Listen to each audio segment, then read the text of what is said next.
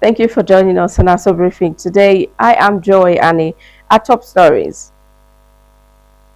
President Bola Tinubu appoints new head of civil service. Renewed Hope Project 2027 FCT chapter inaugurates members. And of course, on business, finance and coordinating Minister of the Economy, Mr. Taiwo Oyedele, defends FG economic reforms, pledges better outcomes. You're watching Aso Briefing. We are live on DSTV channel 392, also on StarTimes TV channel 127 and Free TV channel 507. We are also on the UHF band on channel 38. Now let's take you through all our stories. President Bola Ahmed Tinubu has appointed Abel Olumuyiwa Enitan as the head of the Civil Service of the Federation effective August 27, 2026. Mr. Enitan, who is currently the Permanent Secretary in the Federal Ministry of Education, succeeds Mrs. Didi Woxin Jack, who is due to retire upon attaining the statutory retirement age of 60. The new head of service for Osun State is the most senior permanent secretary in the Federal Civil Service. He has served for 7 years and 7 months across the Ministries of Police Affairs and Humanitarian Affairs, as well as the office of the Vice President. President Tinubu commended Wosin Jack for her distinguished service and contributions to reforms and innovation in the civil service. The President charged Mr. Enitan to deepen professionalism, efficiency, and accountability while consolidating ongoing reforms to build a more responsive civil service capable of delivering the administration's renewed hope agenda. Enitan holds a BSc in Finance and Banking from the University of Lagos and an MSc in Public Policy Analysis from Nasarawa State University. The Minister of State for the Federal Capital Territory, Dr. Maria Mahmood, has called for sustained investment in women, describing their empowerment as a key strategy for Nigeria's economic transformation. Dr. Maria Mahmood made the call while delivering a goodwill message at the second National Gender Inclusion Conference held at the banquet hall of the Presidential Villa Abuja. She said women remain critical contributors to national development as entrepreneurs, farmers, professionals, innovators, and community leaders, but continue to face barriers to finance, markets, land, technology, skills, and decision-making. The minister stressed the need for affordable finance, digital financial services, business support, insurance, and access to markets, alongside strong institutions, gender-responsive budgeting, and reliable data. She also urged stakeholders to ensure that policies affecting women are designed with their participation. Dr. Mahmood said the FCT administration remains committed to inclusive development through skills acquisition and entrepreneurship, social investment, infrastructure, and community development.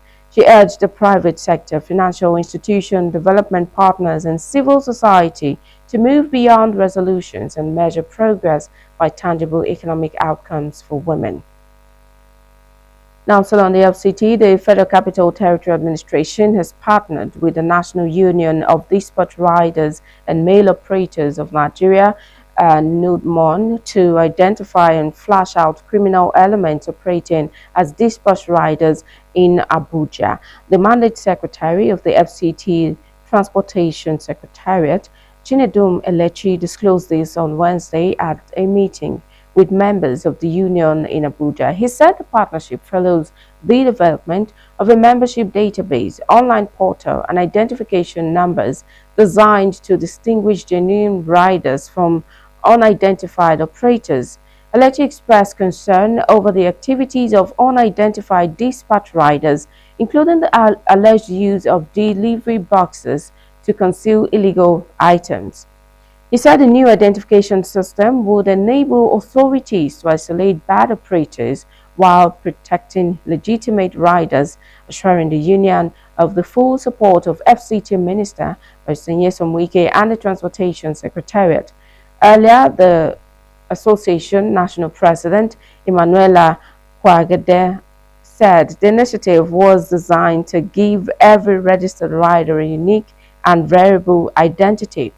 He said dispatch riding had become an important source of livelihood for thousands of young Nigerians, while noting that security concerns, traffic violation, accident, and multiple operational permits were threatening the sector. She also said the union's vision is one ride, one identity, and one verifiable body number, adding that credible data would improve security accountability, welfare interventions, and government planning. He said collaboration with the FCTA would transform the initiative from a union project into a joint solution to transportation and security challenges in the nation's capital. And now the chairman of Kwali Area Council, Mr. Nuhu Daniel Kwali, has received the management of the National Mathematical Center, Abuja, on a courtesy visit to his office. The visit provided an opportunity for both parties to discuss areas of mutual interest, particularly the strengthening of educational development and the promotion of mathematics and science education within Kwali Area Council. Receiving the delegation, the Kwali chairman, Mr. Nuhu Daniel Kwali, welcomed the team and expressed his administration's commitment to supporting initiatives aimed at improving the quality of education and creating better learning opportunities for students across the area council. Earlier, the Director and Chief Executive of the National Mathematical Center, Abuja, Professor Benjamin Oyelami, said the delegation was at the chairman's office to congratulate him on his victory in the recently concluded FCT Area Council elections. Professor Oyelami assured the chairman of the center's readiness to partner with Kwali Area Council, particularly as it hosts council in advancing educational development and promoting excellence in mathematics and science education. He expressed confidence that the partnership would provide opportunities for students and teachers in the area council to benefit from the expertise and programs of the National Mathematical Center. Moving on now, the Director General, Renewed Hope Project 2027 FCT Chapter, Usman Chindawa, has called on the residents of Abuja to vote President Bola Ahmed Tinubu in the 2027 elections. Comrade Chindawa made a call while inaugurating members of the Renewed Hope Project 2027 FCT Chapter in Abuja. Topsy Gimba has the details. Comrade Osman Chindawa said that the New Hope Project 2027 FCT chapter will campaign vigorously for house to house until the president is returned elected and the FCT senatorial candidate and House of Representatives as well. The FCT Renew Hope are the only people that can proudly stand tall to defend this the agenda of Mr. President, because we have seen it physically on ground, we have seen it viable, it is laudable, and every other person can fail. We know there are a lot of challenges within, but with the challenges, we know that Mr. President, especially through the FCT minister, has done a lot to the people of FCT in terms of infrastructure. Not only infrastructure, in terms of integration of the original inhabitant and also even the residents that are sitting in FCT. So this is something that we, the FCT people, including not only the executives, but all the FCT, we are not calling only the faithful party member of APC, everyone. When I say FCT, if you reside in FCT, this is your responsibility to key in and make sure that you vote for Mr. President for return. The FCT APC chairman is Shako Tanko Yamau, and the Grand Patron Renewed Hope Project 2026 Major General Abdul Malik Jibril retired, and the woman leader Hajia Farida all spoke on the need to embark on a door-to-door campaign for APC in the FCT. The coordinator of the New Hope ambassadors and the former AMAC chairman Abdullahi Ademo Kandido urged the federal government to recognize the FCT as a state in order to provide the residents the opportunity to participate in other elections like people in other states. Particularly those that were inaugurated this afternoon, and since they are people with political values, they are coming to add value and strength to the party FCT before the 2027 election. And with what I have seen here, APC 2027, we are going to clinch to the position of our president returning, and the Senate of FCT, we are going to take over from the Labour Party, who happen to be ADC now, and the House of Representatives, we are going to take it over from the Labour Party to APC. because we've gathered more strength and we've gotten more values added to the party with already what we have on ground. Our campaign has been lifted today, 19, isn't it? So we witness more of such organization coming up. Those ones that are already in existence, what will be the test for us is to show what we can do at different state level, at local government level and ward level. And our aim and objective, as I said, is to mobilize the grassroots. This is more than 50% slash in that price. So also beans, so also tomatoes, so as far as the purchasing power to eat is there, I feel the economy is doing well. But do you know the average Nigerian feels they will see money falling from heaven for everybody to pick? No, it's not like that. It's a work in process. It's a work in progress. The president is trying to fix the Nigerian, so we have a system that works with or without anybody. The system will work and correct itself when it has gone wrong, and that's where we are. If you go to the Ministry of Interior today, I will tell you that every processing you're doing with immigration, with expatriate quotas, with SEPAC, it is digital. Today, we do not just want to end up as canvassing for votes, but also agitating for the human angle of the person of Abuja.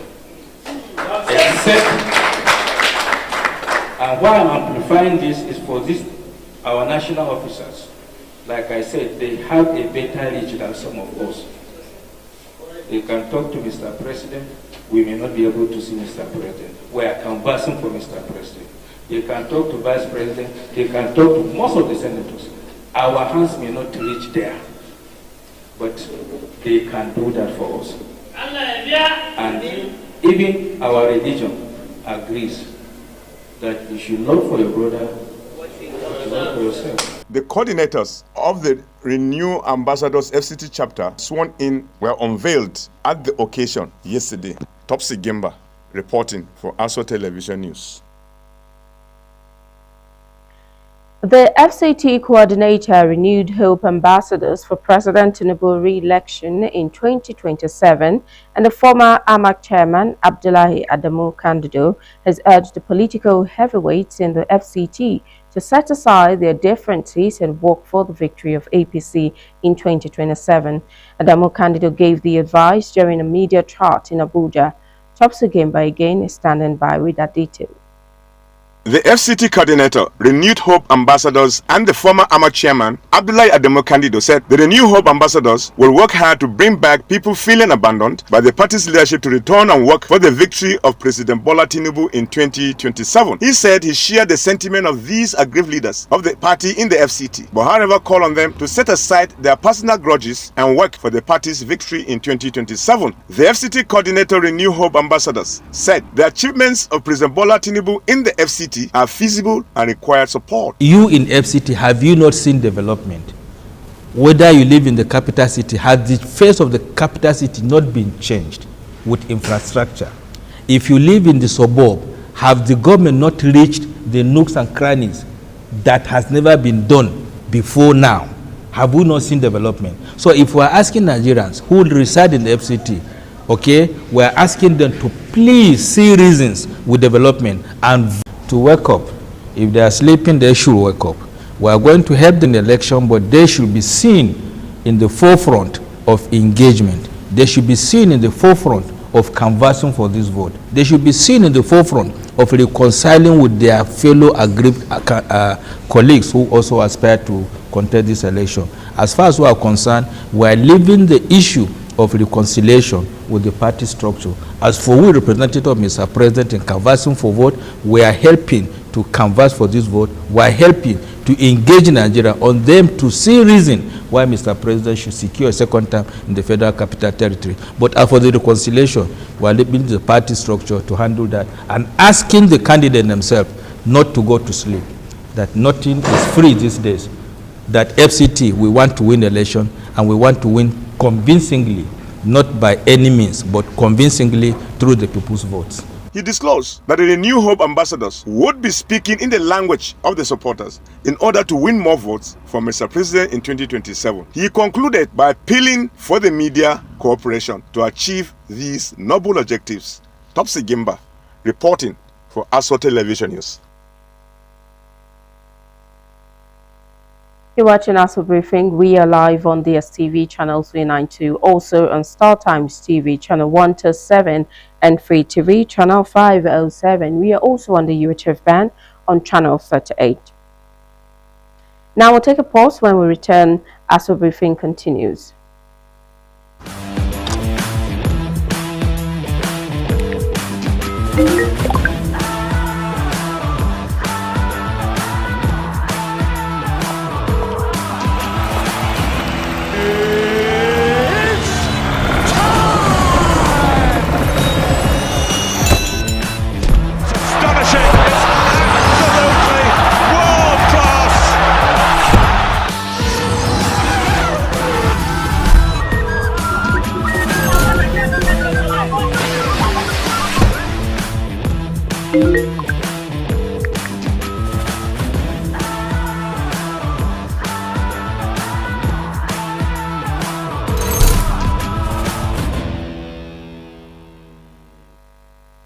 Many thanks for staying there. Now let's go to other stories.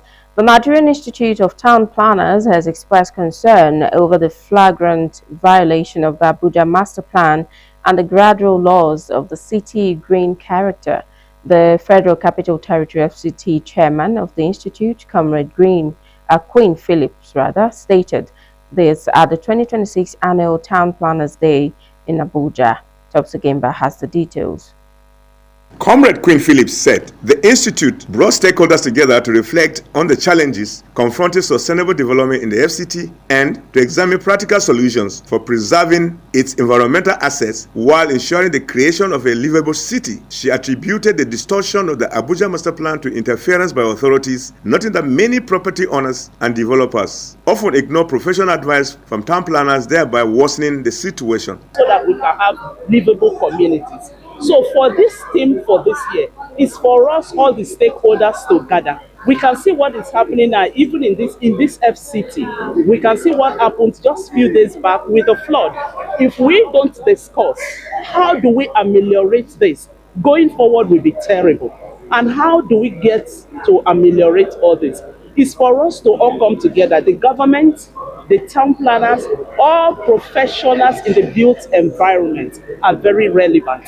The master plan is a document. It is designed with safety in mind. And once the master plan is distorted, without recourse to that master plan, without recourse to the planners that have designed the master plan, what we have is chaos like we are having now. According to her, the institute is proposing stringent penalties, including requiring offenders to bear the cost of demolishing illegal structures, emphasizing that government agencies should ensure that defaulters pay heavily for their violations. With the professional town planners and other relevant professionals in the built industry involved, then this professional knows where you can redesign, the standards and the modalities you will take into consideration when doing the redesign. This is different from when you find people that will just encroach into the waterway. Guest speaker Dr. Larbariko identified corruption, political interference, and non-adherence to the master plan as some of the factors responsible for the ongoing erosion of planning standards in the Federal Capital Territory. She criticized the proliferation of unapproved building plans and developments, urging professionals to exercise greater caution in the use of their signature and official seals. There's provision for greens, and greens are supposed to help to absorb some of the runoff water. But when the greens are removed, of course, the water once is when the rain comes, it will have free flow. And because some of the drainages that we have are not wide enough to carry the volume of water that comes, it overflows on the streets and into houses and all that. People that build on drainage lines, people that build on water-prone areas are supposed to be stopped. First of all, served notices by development control. Dr. Larbariko, who is from the University of Jos, argued that the conversion of green areas into residential developments poses a serious threat to the sustainable growth of the FCT if not urgently addressed. She described the theme of this year's Town Planners Day, From Garden City to Concrete Jungle, Planning Livable Communities, as timely and relevant. Topsy Gimba, reporting for Aso Television News. Now, the House Committee on Delegated Legislation has called for stronger legislative oversight of Nigeria's aviation sector. The call came during a familiarization visit to the Nigeria Civil Aviation Authority (NCAA) in Abuja, where discussions focused on aviation regulation, consumer protection, and regulatory reforms. NCAA Director General Captain Chris Najomo stressed the need for continued engagement with the National Assembly to keep Nigeria's aviation regulations aligned with international civil aviation organization standards.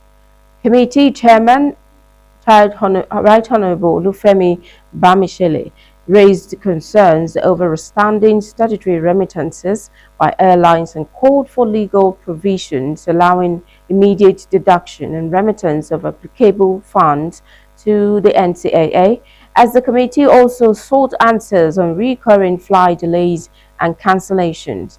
NCAA Director of Public Affairs and Consumer Protection, Michael Achimogu, attributed some past disruption to inadequate aircraft capacity, adding that more aircraft are being introduced through dry lease arrangements, while a system is being developed to enable affected passengers to be rebooked on other airlines. Meanwhile, the Director of Legal Services, Mary Tufano Eche, said the review of the Civil Aviation Act is at its final stages with the Ministry of Justice before presentation to the National Assembly. Both institutions agreed to sustain engagement on delegated legislation and aviation regulatory reforms. The Nigeria Police Force, Ebonyi State Command, has commenced the deployment of security personnel across the state ahead of Saturday's local government elections in all 13 local government areas. In a statement signed by the command's public relations officer, Joshua Okando, the police said joint security operations are underway to ensure a peaceful and credible exercise. The command announced a restriction on vehicular and human movement across the state from 7 a.m. to 4 p.m. on election day, exempted are election officials, accredited journalists and observers, medical and emergency workers, as well as unauthorized security and essential service personnel with valid identification.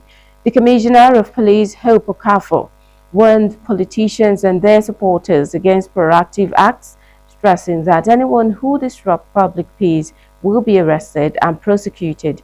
She urged voters to remain orderly and comply with lawful directives from security personnel.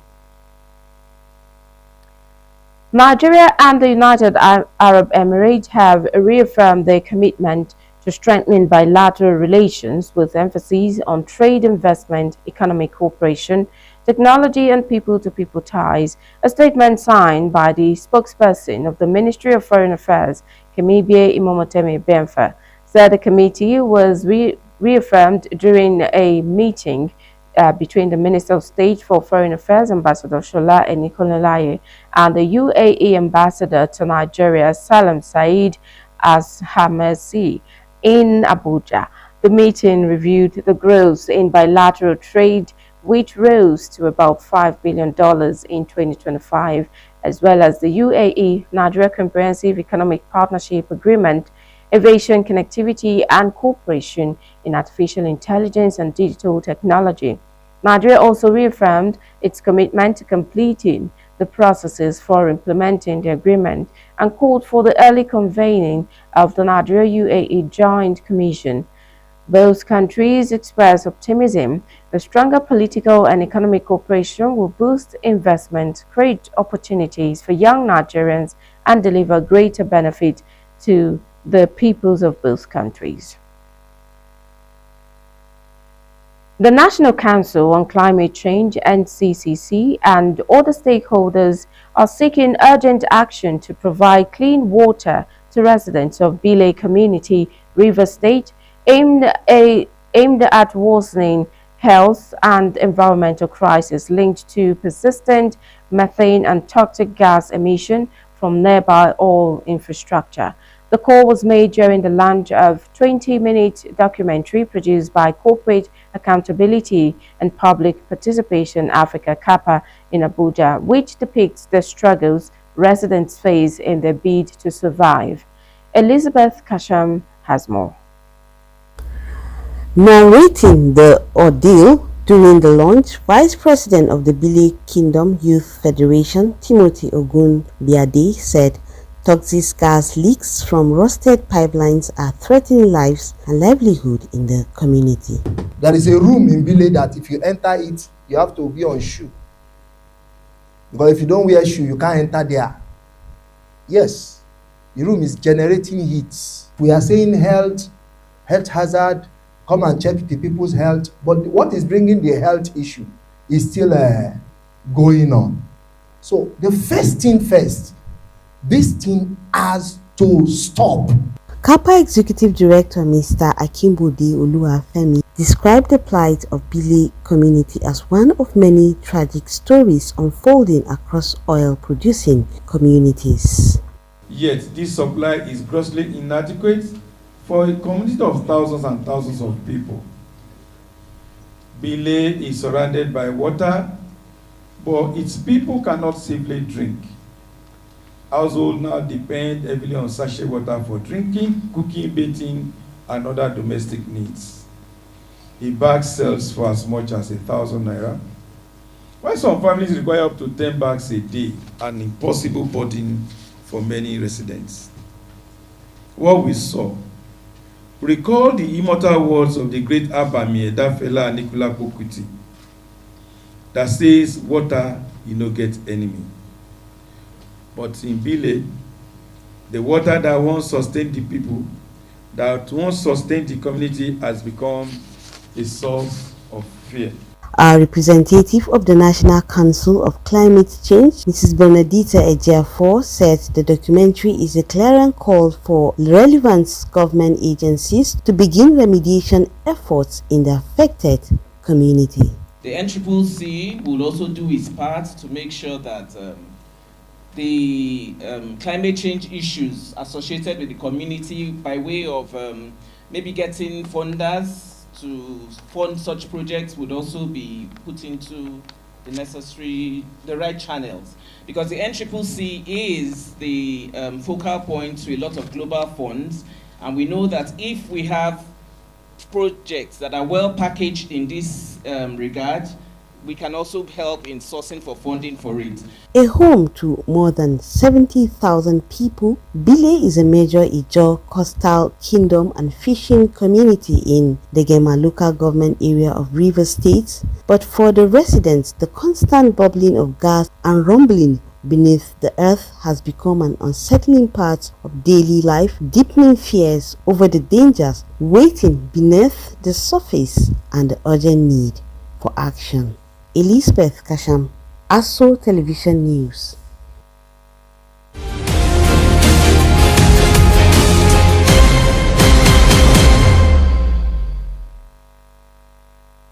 Finance and Coordinating Minister of the Economy, Mr. Taiwo Oyedele, has applauded the economic reforms introduced by the President Tinubu-led administration for a sustainable growth and development of the nation, while pledging better outcomes going ahead. The minister made this known in Abuja while presenting the scorecard of the country's economic reforms, especially on the fuel subsidy removal and foreign exchange liberalization. Business correspondent Ile Meje has more.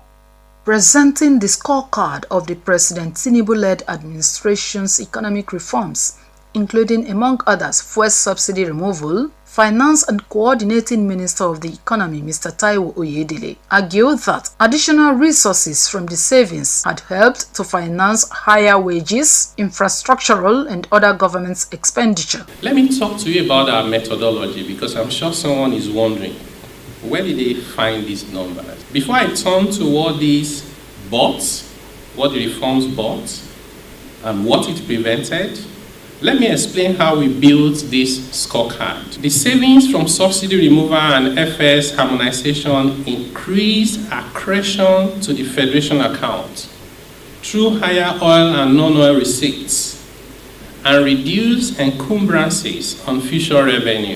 We're saying there's an important comparison that we often don't avert our minds to. It's what would have been without those reforms. Behind these figures are real, tangible changes in people's lives.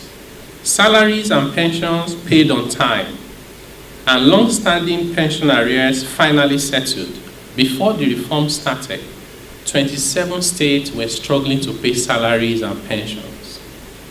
The coordinating minister further expressed government's commitment to more dividends of democracy going ahead. Let me talk to you about what we see ahead of us. This scorecard is a mid-course account, not the finish line. So let me share with you what comes next. Full data will be on the Federal Ministry of Finance website, www.finance.gov.ng. Visit it, question it, and ask for clarification where you need to.